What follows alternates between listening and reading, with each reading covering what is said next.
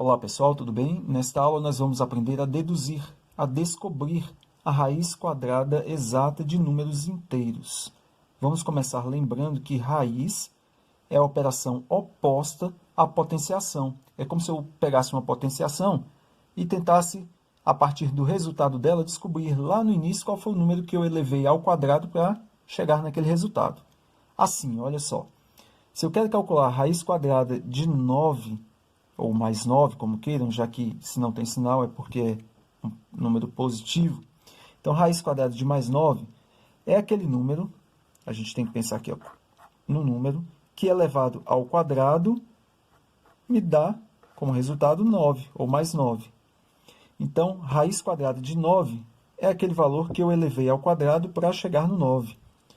Uma potência ao quadrado é um número que elevado, que vezes ele mesmo, nos dá aquele valor que a gente quer lá como resultado, que é o 9. Então, qual é o número que é elevado ao quadrado, ou seja, qual é o número que ele vezes ele mesmo nos daria mais 9? A gente teria aqui duas possibilidades, ou mais 3 vezes mais 3, que aí daria um mais 9 positivo, ó, 3 vezes 3, 9. Como é positivo aqui, mais vezes mais daria mais.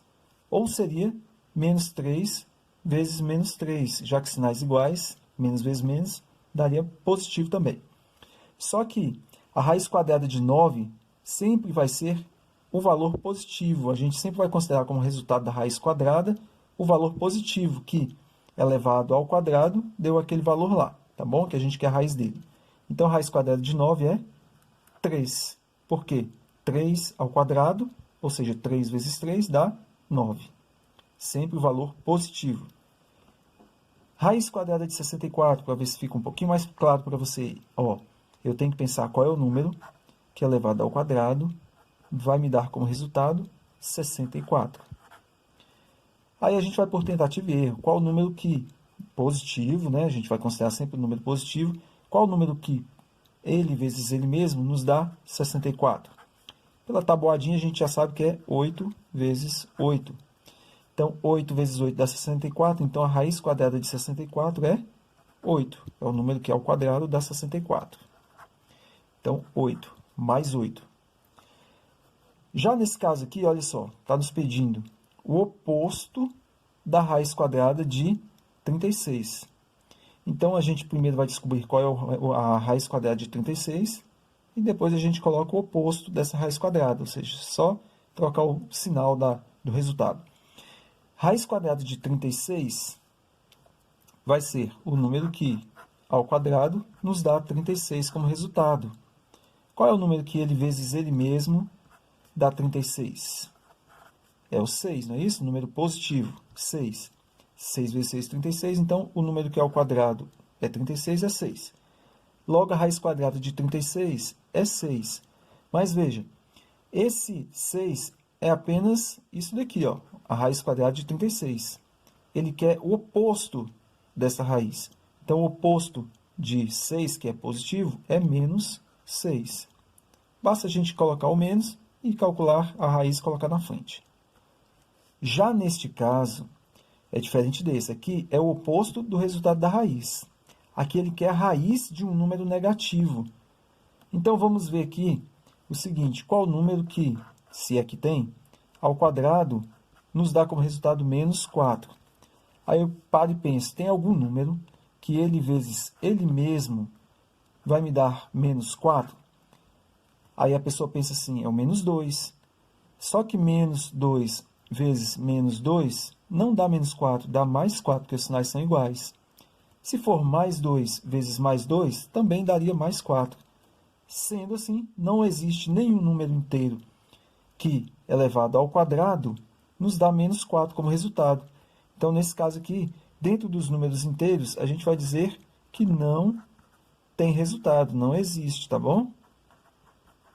Não existe um número inteiro, um resultado aqui, para a raiz quadrada de número negativo. Por quê? Porque não tem nenhum número inteiro que ele vezes ele mesmo, ou seja, ele ao quadrado, vai dar menos 4.